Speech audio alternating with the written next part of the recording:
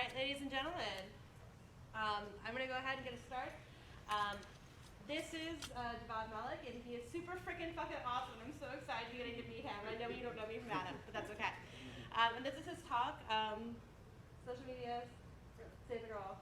Yes, save the world, get the girl. And so he's going to give us an awesome presentation. I'm very excited. Couple rules: do not throw things at speakers. See, we don't throw things over there either. We don't throw things at them. We throw things at you. We sell cool things like t-shirts and random vendor swag, which I'm really sucky at throwing, but redistribute. So we don't throw things. We also don't heckle speakers because they go through a whole lot to get brave enough to stand in front of us. So we do not heckle them. We save that for QA later. And we do not take pictures. If you take pictures and you are not a press pass guy, we have to throw you out. So please do not do that. Even though he is awesome, we want to take pictures of him, we do not do that. So with all due ado, let me go ahead and open up the floor to Javad. Cool dude, awesome. Yeah, thank you for that lovely introduction. I was wondering who you were speaking about there. So let's see if we can get this going. Now, I have got some soundish video clips in here, and we don't have great sound, so I'm going to lean over and put it to the microphone and see if we can get it to work that way. A quick disclaimer before I do start. Where is this thing? Okay, a quick disclaimer before I do start. The talk is entitled how Embracing Social Media Helped Me to Stop the Hacker, Save the World, and Get the Girl. This is not constituting of professional advice. Please, results may vary from person to person. Please seek professional advice before embarking on any social media activity, and do not undertake this activity while under the influence of alcohol. It can be quite career limiting. So, without further ado, I'm going to try and see if this hack job works. Please come in, sit down, make yourself comfortable. You are in the right place.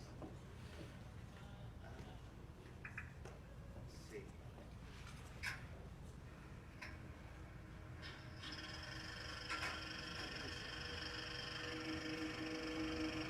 Welcome to this presentation. We hope you enjoy it. If you're bored, there are other talks. I know it's time for the main event. Oh my god.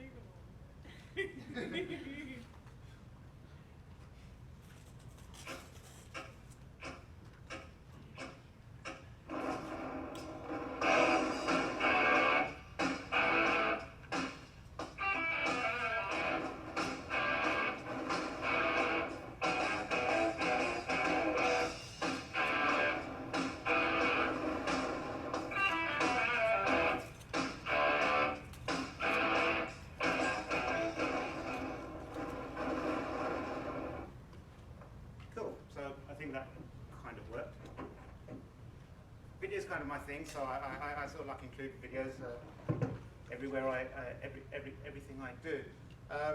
This is kind of like a fun talk. Please interact at any time. Don't heckle, but interact. That's cool. I'll try to answer any questions, otherwise I'll ignore you and say, okay, we'll do it at the end, or it's covered at some point later on. This is quite a personal journey of mine. So a lot of the stuff is directly related to me, but then I've taken a lot of the stuff and I've generalized it so that maybe others can apply some of these learnings and say that's cool, or he's full of shit. So social media has actually really changed my life. It's been one of these tools that it's like a nation gaining a WMD. They suddenly become one of the big boys. And that's what social media done for me. I spent a long time in information security. I mean, this is basically all I've ever worked in. It's changed me greatly. So today, you probably, if you've ever followed me, it's naive and arrogant of me to assume that all of you follow me. But if you ever do, you probably see me in poses like this on my world tours, like trying to be a badass, looking more like Brokeback Mountain, I think. But I was a very different person many years ago. Okay, maybe not externally, but on the inside, I was.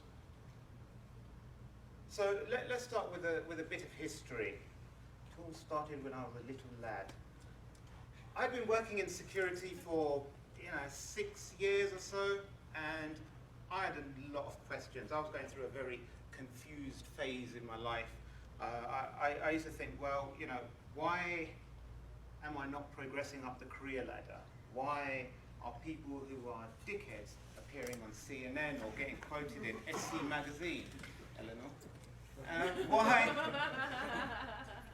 Why is it that, you know, I've hit this glass ceiling, no one knows me, my boss really doesn't care about me. And we talk a lot about this problem that affects women in IT quite a lot, that, oh, they're underrepresented here, they don't get ahead, they don't do this. Hey, I was one of those guys who was in that same situation. I'm sure there are other guys like that. And, you know, not everyone's like, you know, that gifted, not everyone's that confident, not everyone's that outgoing and great that they can jump through all these things. So I was in a bit of a dilemma. I wasn't that clever that I could create my own operating system or my own Linux distro or something like that and make my mark on the InfoSec world, but you know, surely there was something I could do. So I went and I looked at others who are not in information security, because we have this tendency to focus only within information security, and we try to fix all our problems and reinvent the wheel time and time again. So I went and said, okay, how have people done it externally? Because this isn't a problem related just to our industry. So Mother Teresa, she wasn't the only person on the planet doing good charity work.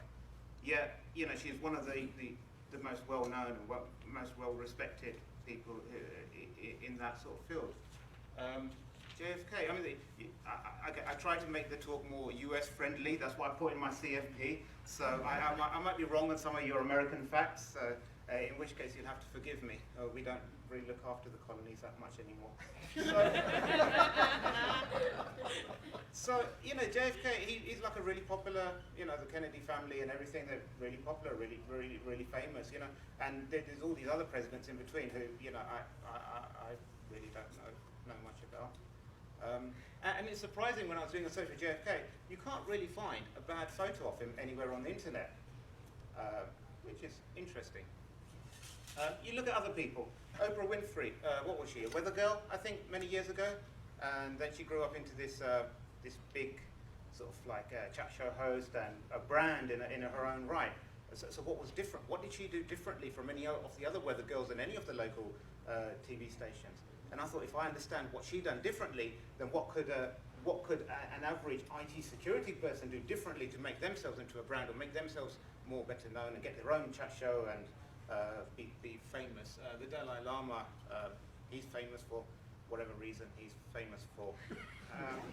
Jamie Oliver, he's not the only Essex white boy who knows how to cook a little bit, but you know, he's been talking on TED and he's like, hey, we need to eat healthy, mate, you know, and that's all good, but you know, he's not the only person that's ever said that in the world, yet he's built his whole brand about it. And you know, my mother's cooking's far better and far more healthy than his, but she's not up on TED.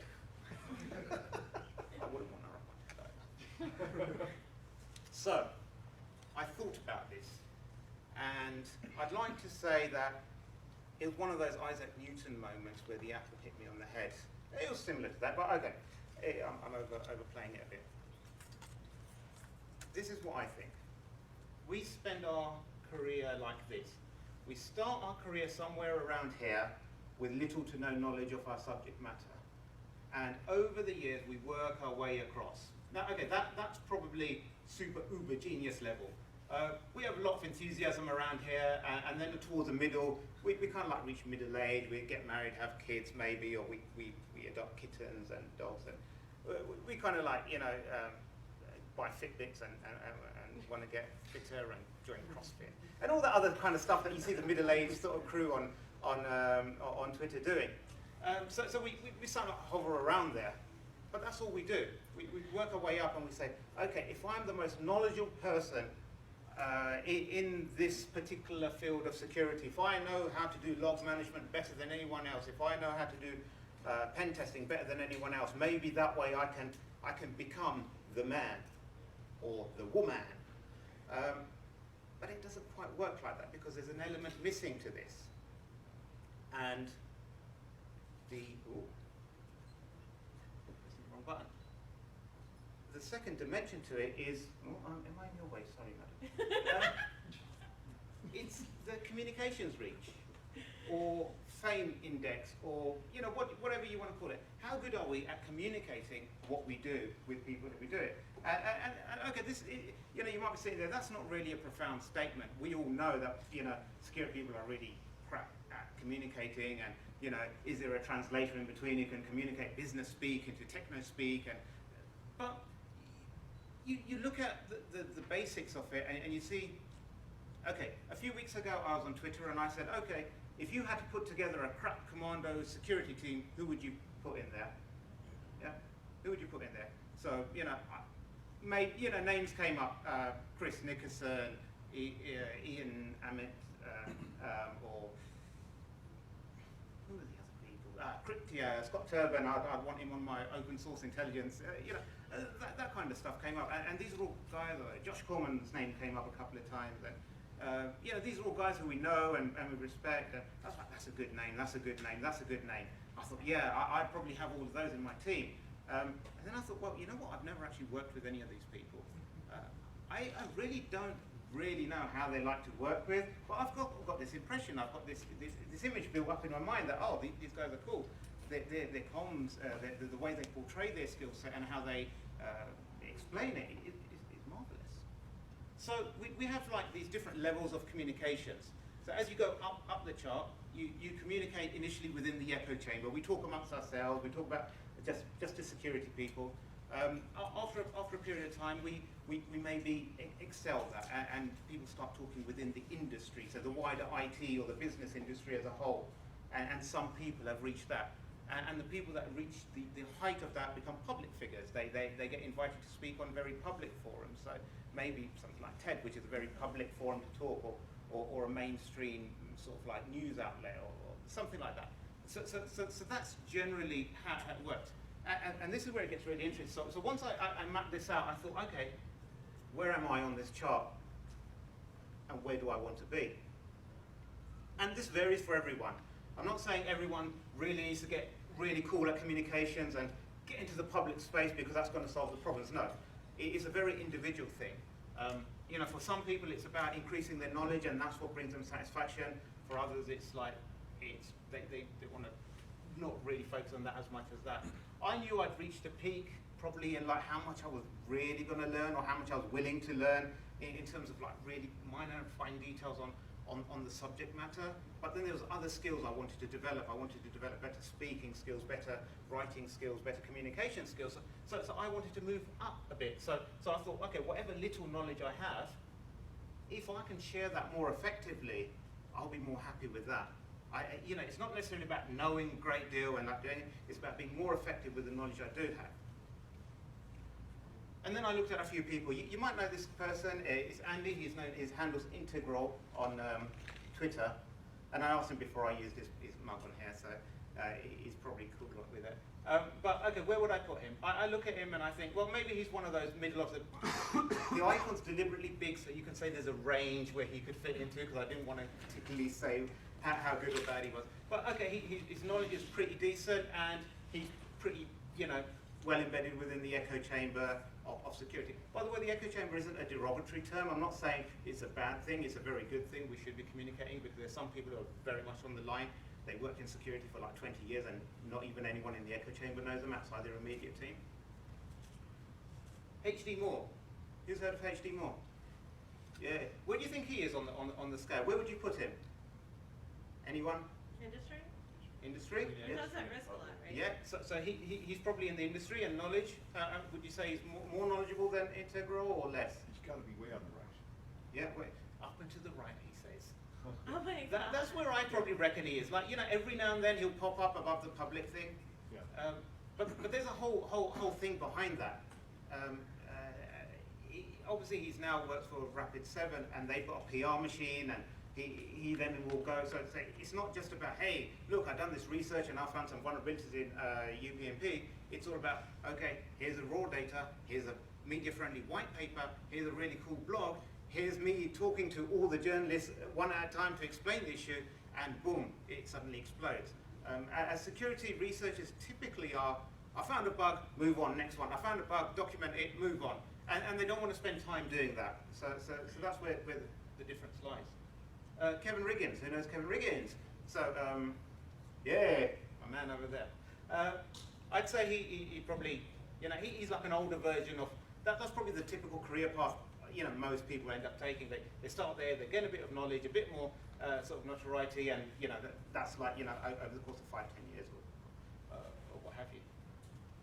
Bruce Schneier, the dinosaur of information security.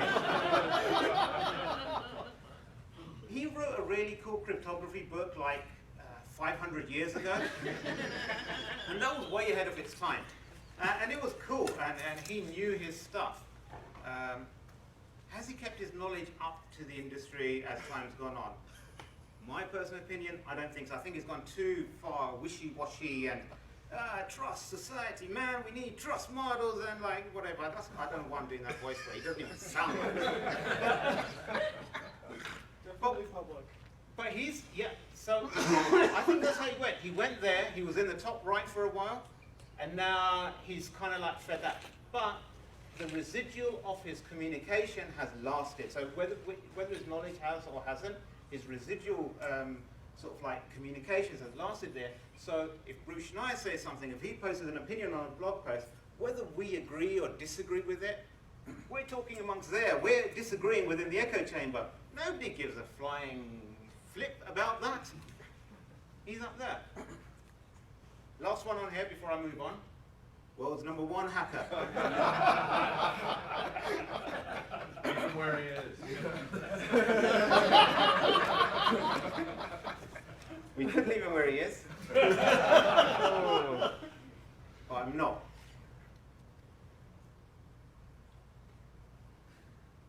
His comms reach is probably greater than Bruce Schneier's. His knowledge is in the negative. And I think that's very telling in that what differentiates a charlatan from someone that's actually respectable? It's knowledge.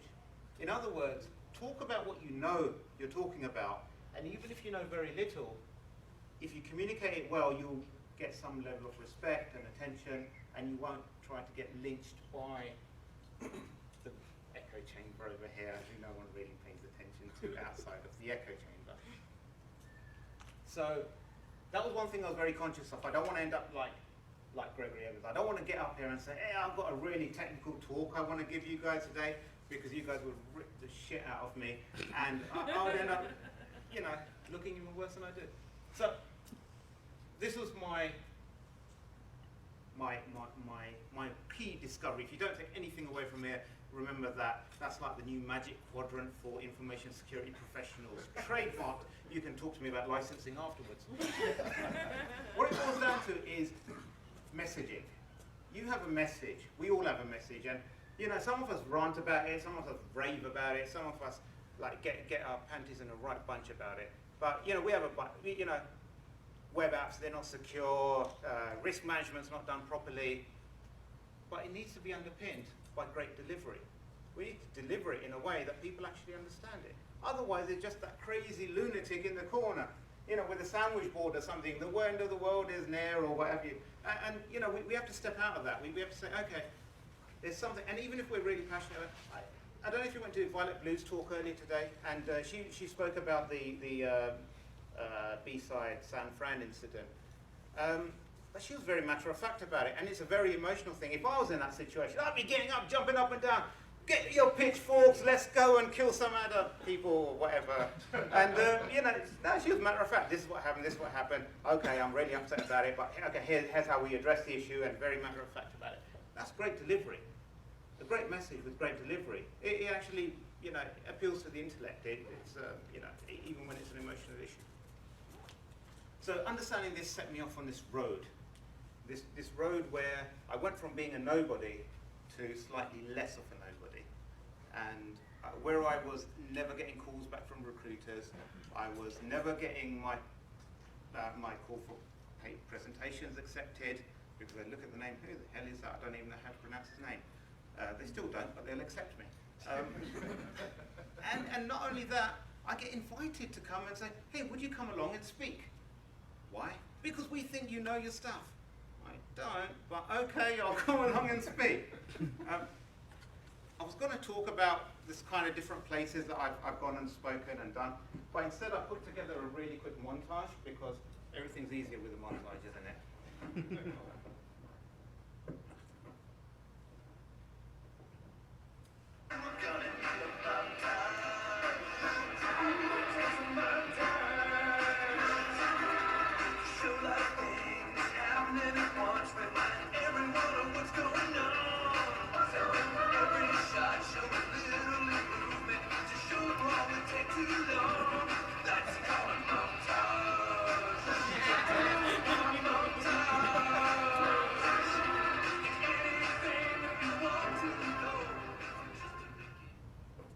So yeah, that's my quick montage and how it actually has changed my life, and you can see by the photos, because photos can never be photoshopped, and they're completely true reflections. So I find myself in this, in the upper echelons of the security elite, rubbing shoulders with the likes of Mika Hipponen, who you saw on there, who actually came up to me and said, "Hi, you're Javon, I love your videos." I'm like, holy shit. Yeah, okay. Yeah, other guys as well, so, you know, people who I couldn't have imagined speaking to before, they actually come up to me and say, "Hey, I love your work," or, you know, you could do this a bit better or worse, or whatever, but it's great, it's some form. So it means that the delivery mechanism is working that I've adopted through YouTube, and it's not about secret handshakes, it's not about who you know. Okay, I'll put a caveat there. If you're at a conference not called B-Sides, if you give people money, they might give you a platform to speak. Places like B-Sides, we don't work like that. It's about better content and voting, and hopefully. But aside from that, you know, putting those sponsored talks and sponsored articles and all that kind of stuff aside, you know, people are looking for good content, and they're looking for great delivery of that good content. You could have the best material in the world, but if you can't present it or deliver it in a meaningful way, you might as well just sit up here and read the dictionary out and say. Some people might say it causes a bit of an ego issue. Hey, look, you're out there speaking everywhere, you're putting up montages of how great you are. Surely it must get to your head. Sometimes it does, I won't lie. But it's a byproduct. It's like, I say the word like a lot, don't you? Don't I? Okay. It's similar to how people like Steve Jobs or other very successful and wealthy people say money is the byproduct of what they follow their passion, and money comes as a byproduct. Similarly, I'm out there trying to deliver my message of security, and fame or ego or recognition is a byproduct of that. And that's really largely down to the delivery mechanism I've chosen, which is primarily using videos. I could just as easily, behind different mediums, say if it's just written, you could use a handle or, you know, a pseudonym or something, and you know, you don't fall into that ego trap if you think that you won't be able to handle that rock stardom that comes along with it. Okay, so that's my story. Now probably the burning question is, where do you start? Where do you start? So there's so much social media, there's so many different channels you can go out and interact with. So what do you choose? How do you go about doing it? Well, when you look around, there's lots of social media channels out there, and the choice is, well, which one do I pick? Is one better than the other? I've heard some podcasts, and they're awesome. Maybe I should do a podcast, or you know, there's you know, so and so writes really good. Brian Krebs does some really fantastic like journalistic articles. Maybe I should write like Brian Krebs. And then you start writing, and you realize, shit, I can't write. I can't string together more than 3 sentences in a coherent way, unless it's on Twitter. So people often ask me, like, what's the best mechanism? What's the best route that you should take? And then you get this definition of what's the best. What is the best? I don't know why. Okay, if you do a search on YouTube for, this doesn't have sound, what's the best dancer in the world, you'll find this clip as, I found it as number 1. It'll probably be on the top few. Now, is he the best dancer in the world, really? Is he better than Michael Jackson? Is he better than Fred Astaire? Is he better than Justin Timberlake? I'm running out of pop references now. Okay, And the fact of the matter is, Fred Astaire was the best at Fred Astaire dancing. Justin Timberlake is the best at Justin Timberlake dancing. And Michael Jackson was the best at grabbing his crotch and going, So what it comes down to is, you need to find what's best for you. And what the best for you is the best authentic you. It's very, we are in an industry which we are forced to think as individuals all the time. We find our way around problems, and that's like the hacker mindset or the security mindset. Is like, you're trying to look at things in different ways. And that's really great on a technological level. However, when we go into a communication level, or when we choose our social media channel, we kind of like lose that. We kind of like lose that creativity, and we start trying to emulate others. So we say, oh, Exotic Liability, fantastic podcast. I want a podcast just like Exotic Liability. No, that's great for them. Maybe your style of podcasting is different, if podcasting is your thing at all. So you need to choose what's the best mechanism for you, and you need to try it and find it. There's no easy way to figure out what that is. This is my delivery platform. I call it a platform because it's a collection of things, and that sounds cool. It's kind of like a vendor term. We don't have a product, we have a platform. So YouTube is my dominant delivery channel.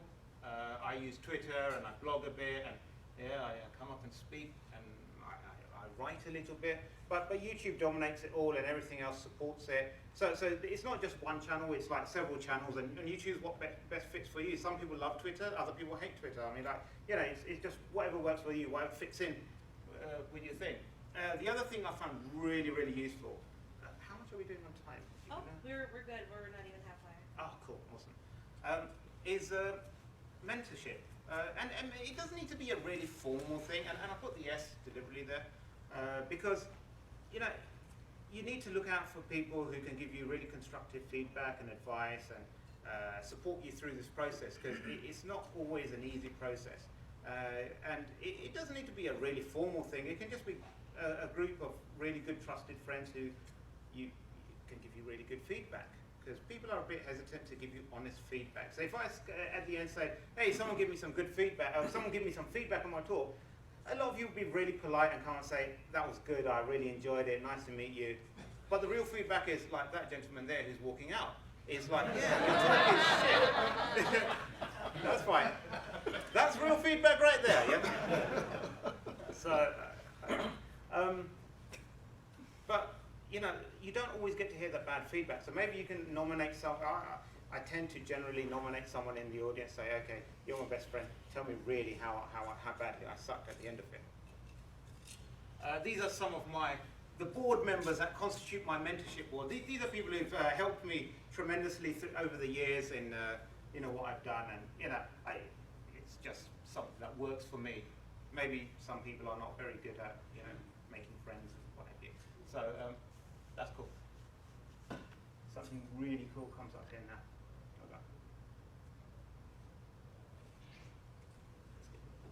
Okay. So then, actually, how many people have actually ever seen a video of mine? Okay, cool, most of you. So you know what I'm talking about then now. So a common question I get is, okay, how do you come up with the idea, or how do you execute on a video, or what makes it really cool, or really engaging? What are the, I see the stats. Some videos really go viral, others, barely. My mum even doesn't even watch it. So how do I go about doing it? And the methodology I follow is as follows. I come up with a concept. What's the idea I want to spread? That's the. So it might be something like compliance does not equal security. Yeah, simple to get concept. We generally agree with. What's the next step I do? I undertake some research on that to actually validate that concept. Because one thing I found is I have a lot of concepts, or I've had a lot of concepts that actually when I started researching it, I've actually changed my mind on it, because it was just a whim, or just a gut feeling, or something I just picked up off Twitter. And when I actually researched it, I thought, well, no, maybe it's not the case. But okay, in this case, I researched it and I thought, yes, security and compliance are not the same things, definitely. Now I get creative. And this is where sometimes I struggle. It could be a process that takes 30 seconds to 3 days. But okay, what's the analogy? How can I draw an analogy? How can I explain it? Will my daughter understand it if I explain to her what I'm talking about? And so, you know, I might go, okay, in this one, I'll said, to be compliant to ride a motorbike in the UK, the law states you have to wear a helmet. It doesn't have to be full face helmet, it can be open face helmet. You don't need eyewear, and you don't need any gloves, you don't need any protective clothing of any sort. So you can wear an open face helmet and a string vest, flip-flops, and shorts. And you will be compliant to ride a motorbike. Is that secure? No. Okay, I'll work with that. That analogy kind of stretches out, that works. What do I do then? I create a video on the topic, saying security and compliance are not the same thing. I'll write a blog on the topic. I'll tweet about the topic. The key thing here, though, is the message is tailored for each individual channel. And this is something a lot of people over time have not agreed with me on. And I always maintain that each medium is different. Each medium deserves a different delivery style. For example, I think the people in this room, you're getting a far richer experience, for better or worse, of this presentation than those watching in TV land through the recording over there. Why? Because when we're face to face, there's not really any room for ambiguity. If you know, you can see me, I can see you, we can like smile and nod and give obscene gestures and all that kind of stuff. And on the video, it doesn't work like that, and you lose a lot of that. And you know, when people are going to watch it on a 4-inch screen on their laptop or something, and the audio quality might not be great and what have you. So what would I do? I take this talk and I'll create a 2.5, 3-minute video. I'll make it bam, bam, bam. I'll put some sound effects into it. I'll make it really pretty. It's almost like a trailer for a movie. And I find that works far better. It'll captivate the attention. Why? Because I'm not worried about all the detail that comes into it. I'm worried about getting the concept across. As long as people understand and agree with the concept, they can work out the rest themselves. So, you know, it's got to be tailored. So Steve Jobs or Apple were really good at this. When they launched the... Thank you, gentlemen. It's been a pleasure. So, we'll be down to one person at the end. Oh my God, I better up my game. So, as Apple were really good at it, when they released, say, what was it? The iPod, 1,000 pockets in your, 1,000 pockets in your song, 1,000 songs in your pocket. And that went out on their marketing, and that went out on their tweets, and that was the strap line. And you know, and then, but when he done his presentation, he went into a great deal of detail. The print adverts had different levels of detail, and the tweets or the other media had different levels of detail. So that's a good model to follow. You might not get it correct every time, but it's a decent model. I find it works. That's the easy part. The next part is to nut up or shut up. Those who don't recognize, that's a quote from Zombieland, Woody Harrelson's character, and I love it. The film's good as well. But getting all that is easy. You've done all that hard work, you've researched, you've got the concept, you've put it out to your channels, and that's pretty easy. There's a part that follows it, which is where it's very easy to lose all hope and say, I'm never going to do this again. Let me show you something.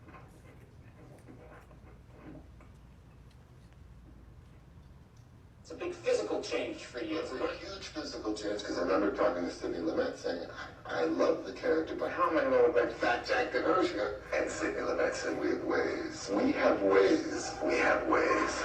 And little did I know it was 2 hours of makeup every morning. And little did I know it was 2 hours of makeup every morning. 2 hours of makeup every morning. And a quart of ice cream a day. I ate a quart of ice cream every day. Just a quarter a day of ice cream. Of ice cream. When I first directed my short film, Multifacial, what I used for confidence to direct that movie was a book by Sidney Lumet called Making Movies. And what I used for confidence was a book called Making Movies by Sidney Lumet. I wrote a book called Making Movies by Sidney Lumet to get the confidence. To get the confidence to direct the film, I read a book called Making Movies by Sidney Lumet. So, those of you who didn't recognize it, that was world famous Hollywood Z-lister Vin Diesel. He was promoting one of his movies, 35 pounds was it? What that shows is he went on 10, 12, whatever, how many different talk shows to promote the film. This is what all movie stars do. It's normally part of their contract. And what the clip was showing is that he gave the very same answer to, it was pre-scripted, but it's the very same answer to all the questions time and time again. So what? What does it mean to us? What happens in security? User calls up. I don't know how this new encryption thing works. How do I use it? Well, this is how you do it. This is how you do it. By the way, if you look on the SharePoint site, the documentation's there. Next user calls up. The fucking documentation's on SharePoint. Third user calls up. You hang up on him straight away. You go on Twitter and you say, fucking users, don't read the manual. They're idiots. They're imbeciles. I hate this job. I want to kill myself. Someone find me a better place on this planet to go to. There's a special space reserved in hell for these users. You need to put a sign on the front page of the wiki. Sorry? If it's something that they can't find regularly, you put a sign on the front page of the wiki. Yeah, exactly. So that's the difference between how we react, how we generally go about interacting with users. Do we have that same level of patience? Do we have the same? You see it on Twitter, and since I've become an analyst for Fucking Research, the greatest analyst company in the world, cheap plug. But I get to deal with a lot of journalists and that kind of thing. Journalists, press people asking for opinion, and so I'm sort of hanging around in those circles, and you speak to some people, and they're like, oh my god, these journalists are so dumb. They come asking the same questions, or the questions are really, no offense. We have a journalist in the front. They ask the same questions or stupid questions. They don't understand the issues, and I don't have time to go and explain to them. Well, why not? Isn't that part of your job? Isn't that what we're here to do? Aren't we here? We can't fix every single web app out there on the planet. There's just too many. And people talk about this skills gap. Well, of course there's a fucking skills gap. You've got 50 web apps for every person on the planet. You're not going to get everyone doing that. What we need to do is we need to say, okay, this is the concept, this is it. Let's spread the word, and let's get other people to become self-reliant. So at least even if they can't fix it themselves, they can at least identify when something's wrong, and they can call someone who knows how to fix it. If I can't change the spare wheel on my car, at least I've got membership with the breakdown service, and they can come and change it for me. But what if I don't even know what a flat tire is? I don't even know that how a tire should be. It's communication. Pretty poor at it. So the next step then is what I do. Yeah, there's loads of steps. I don't know, it's like one of those Alcoholics Anonymous, is it? Like 7-step program or something? Is you put your personal brand or you put your communications on steroids. And that's what it's all about. It's about God, they're dropping like flies. Thank you. Fish and chips, our national diet. By our, I mean Britain's. Both of these are more or less the same, okay, minus the peas and the lemon. It's fish and it's chips. Pretty much identical nutritional quality. Would I buy my girlfriend that, or would I take her to a restaurant there? I take her there. That's for my wife.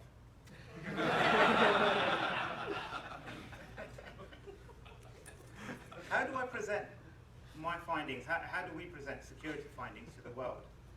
We say, okay, we found this great exploit, and the code's over here. Here's the source code, and you can download it and use it yourself in the VM, and it's really easy. Well, is it? Easy for you, easy for some people in this room. Is it easy for everybody? How's it packaged up? Again, I'll go back to the HD Moore when he find UPnP. That's a great example.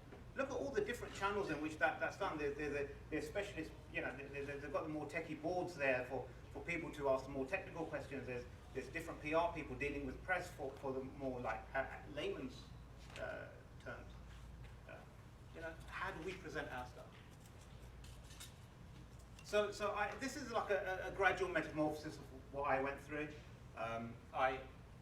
This was like one of the one of the earlier versions of my website, a standard template, and yeah, it looked all right. And then I thought, well, okay, now maybe I need to improve it. So eventually I got a graphic designer, to a proper one, not like a mate who knows how to code a bit, to do that.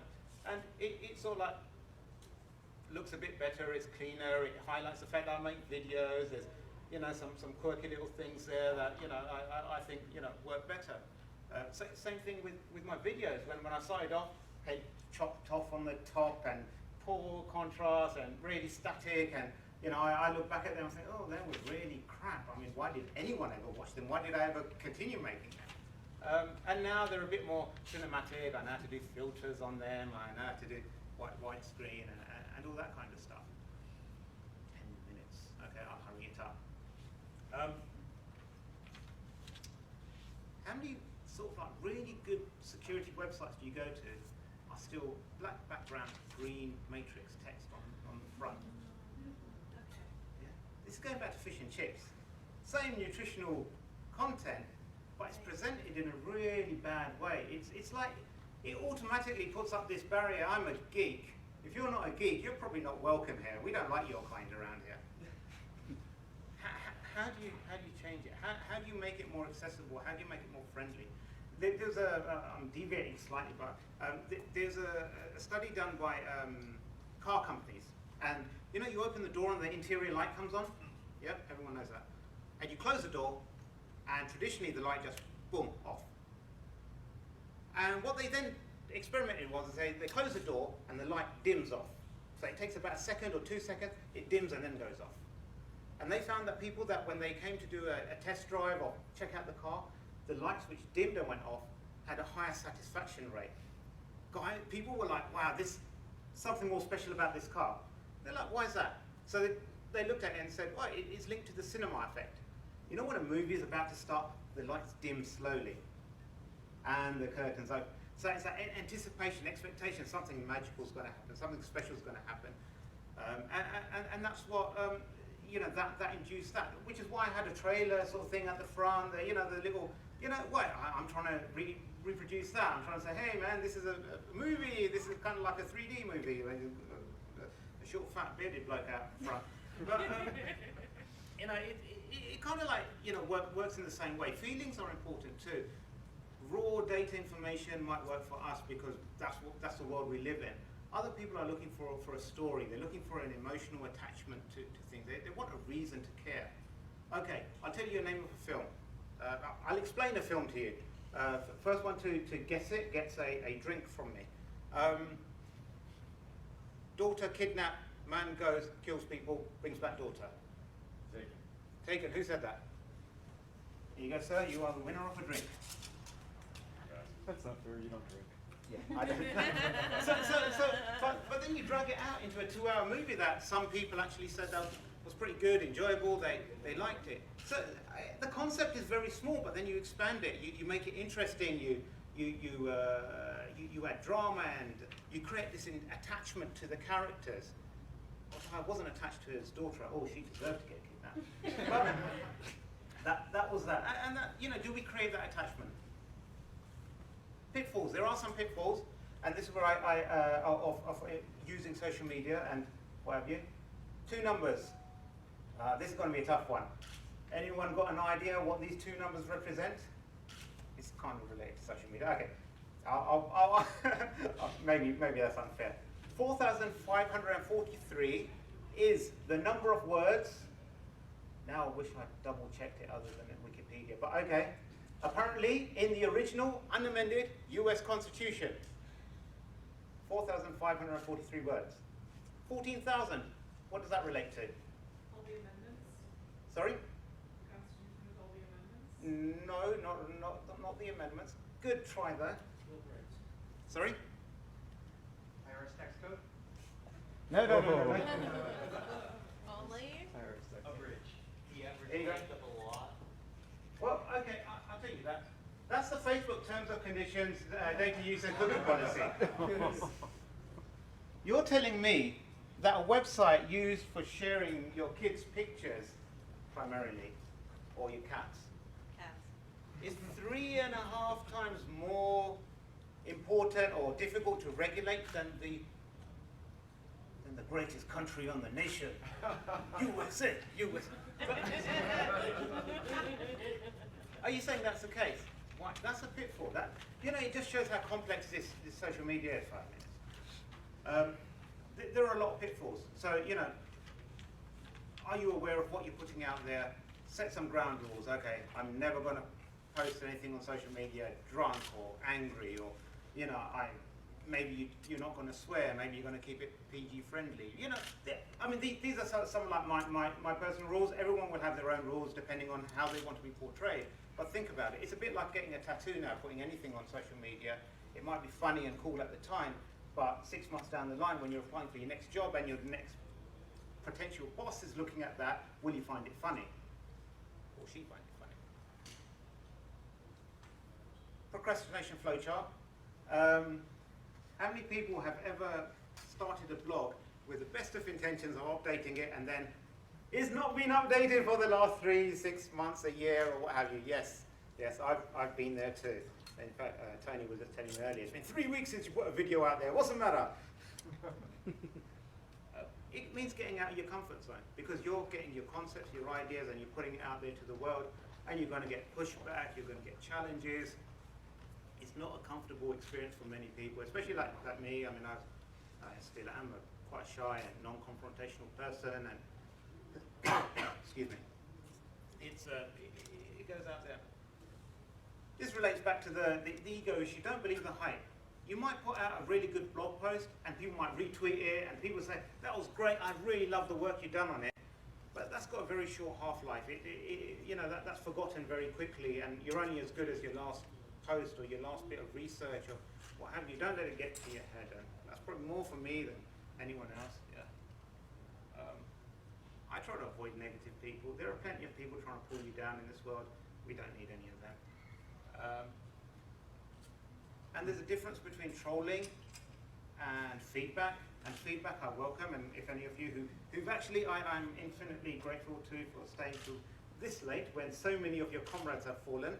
I've got some, but yeah, get feedback, even if it's good or bad, make it useful. Even bad feedback is useful feedback.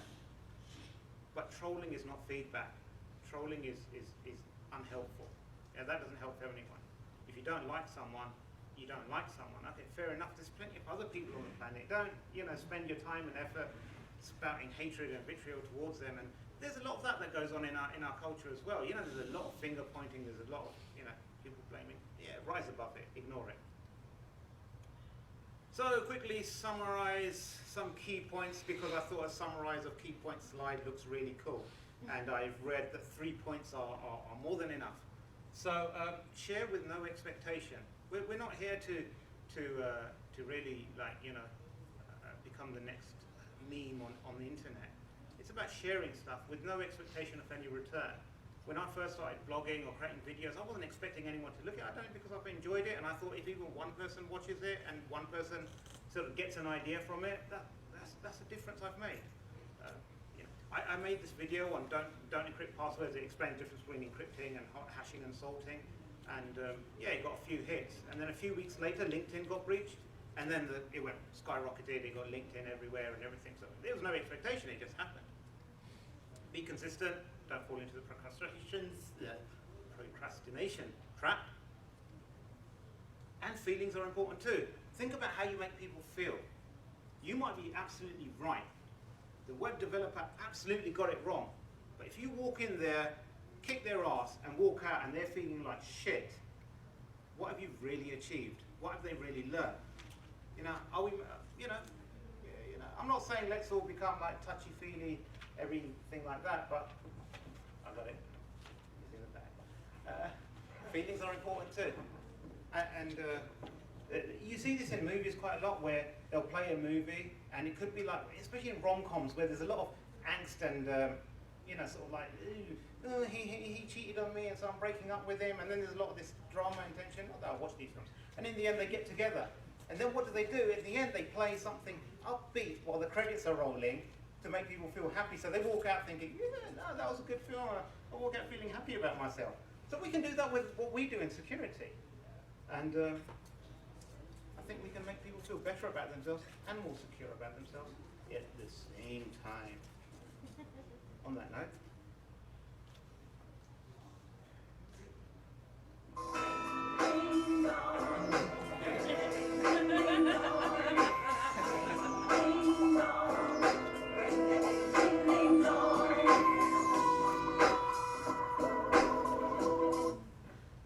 Cool. Thank you very much for that.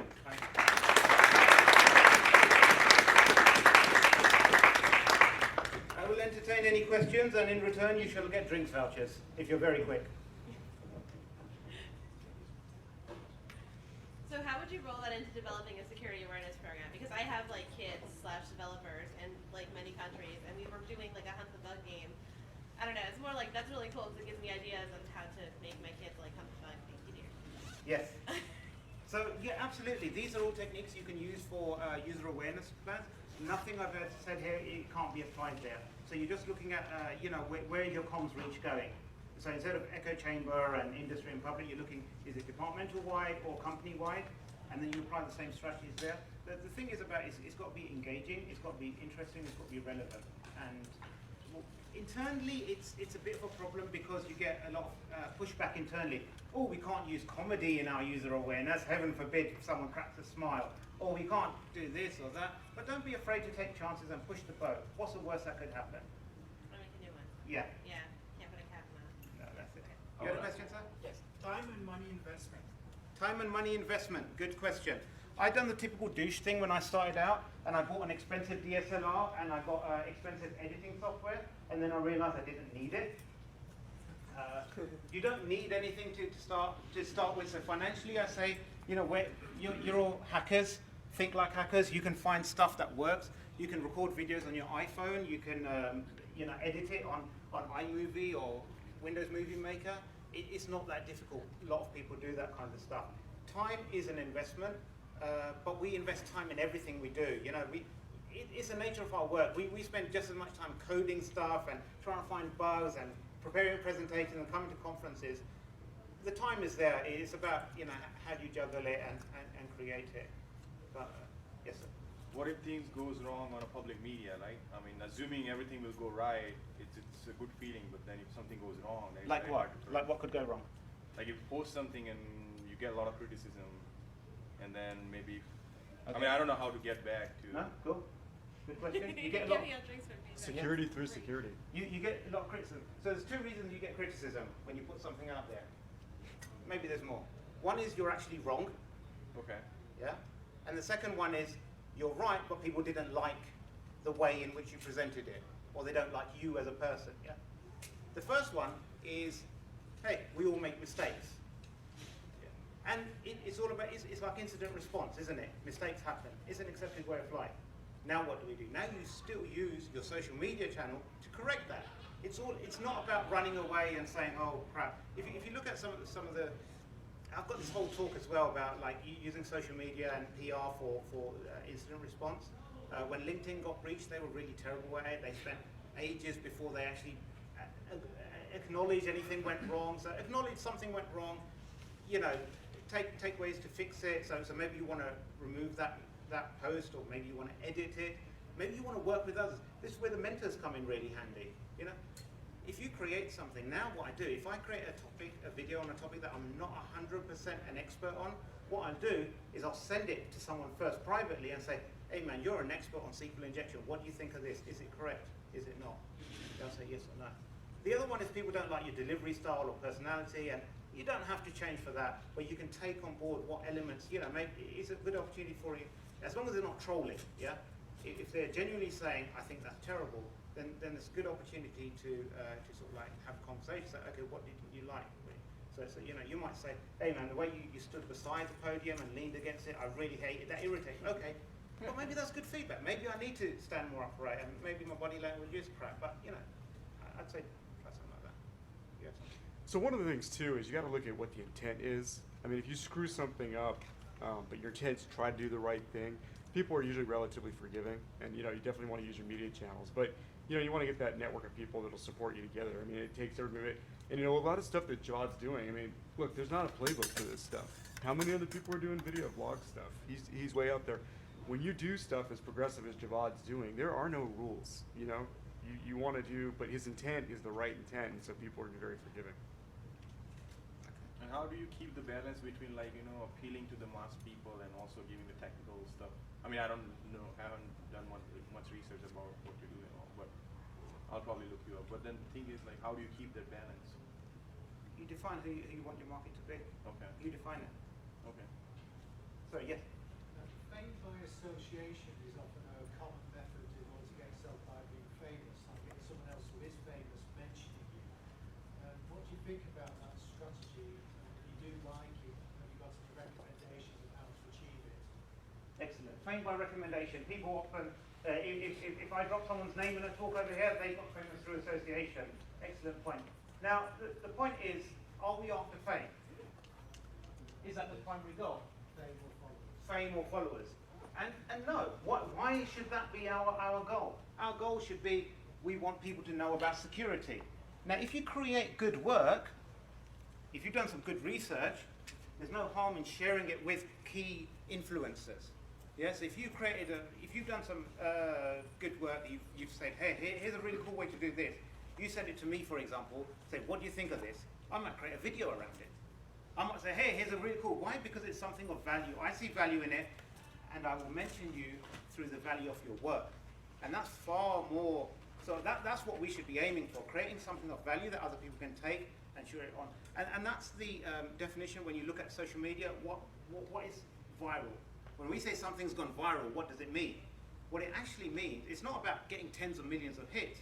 It's about when I've shared something with you, and you forwarded it on to even one person without me asking or without any other reason that you want them to see that as well because it touched you in a way.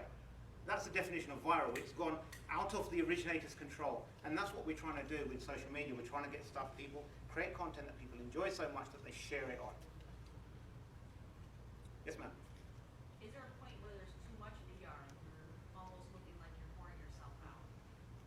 Is there a tipping point for too much PR? I think that deserves two. Yes, it's a very yes and no. So it depends on what channels you're actually PRing in. So I could write, I produce a video and then I'll tweet it. I'll put it on Google+, I'll put it on my Facebook page. They're different. There's some overlap of audience, but they're different categories. And that's perfectly cool, and I could then send it out to friends and connectors and what have you, say, hey, what do you think of this, how do you think of this? What's really bad and annoying is when I tweet the same thing every hour. Hey, in case you missed this in the West Coast, and in case you missed this in the East Coast, and you know, then you look really needy, and I think it dilutes the value of what you're doing. You definitely should have a release schedule and a release plan. That's another thing you could have gone into. But so for example, I'm in London, so when I do publish a video, I'll do it late in the afternoon over there, so people are still waking up in the US. So I capture a larger audience base, because according to my stats, that's where the majority of my viewers are in English-speaking countries. And so I'll time it for that, and then I'll do the Facebook and everything all at the same time. And then throughout, then I'll space it out and what have you. But then if an incident happens that's directly related to something I've done, then I'll probably retweet something from old, just say, hey, by the way, this links into that. You might have not made the connection, and there's that. But it's a delicate balance at times. I know some people, they go way over the top, and then they get unfollowed on Twitter, basically, because they look like they're spammers. Yes, sir.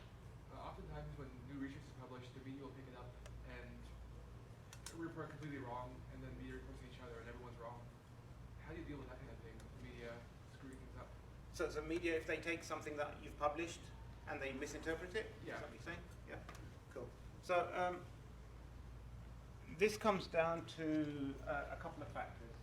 So it's very easy to blame the media, to say you got it wrong and you're idiots. And sometimes that might be true, because there could be a lazy journalist. There could be a lazy journalist who doesn't research something or looking for the more sensational angle. More often than not, it's because we probably didn't explain something clearly enough. We made some assumptions that people understand the language that we speak. And this is a very difficult one to get around because we socialize and interact in those circles that understand everything. So when we talk about a blog, when we talk about tweets, you know, people who don't use Twitter, it's very alien to them. They don't understand what Twitter is. And, you know, and I'm not talking about old people. I'm talking about even, you know, young and, you know, pretty cool people. If they don't use it, they won't understand it. So the onus is on us to sometimes create several versions of the same thing.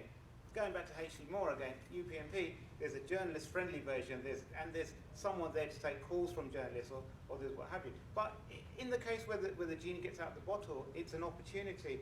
You're never going to completely rectify it, but there's an opportunity to engage in dialogue, offer to speak to that journalist or that publisher, and in a very non-confrontational manner. No one likes to be told you're a dickhead, you got it wrong. It's about, okay, I think you've misunderstood it. Can we have a chat? Can we have a coffee? You know, something like that. It's all about building up those relations. And what would then happen is next time that journalist actually gets a call or writes an article, they might actually give you a call and say, what's your opinion on this? Yeah, and that's when you know, okay. You know, I've established some value there because I've taken the time to explain, and my opinion is valued to the level that now they want to ask me for my opinion and get my input in there. And that's when your comms reach increases exponentially. Still got drinks vouchers. Cool. Thank you very much for that. I've really enjoyed it. Thank you for staying to the end.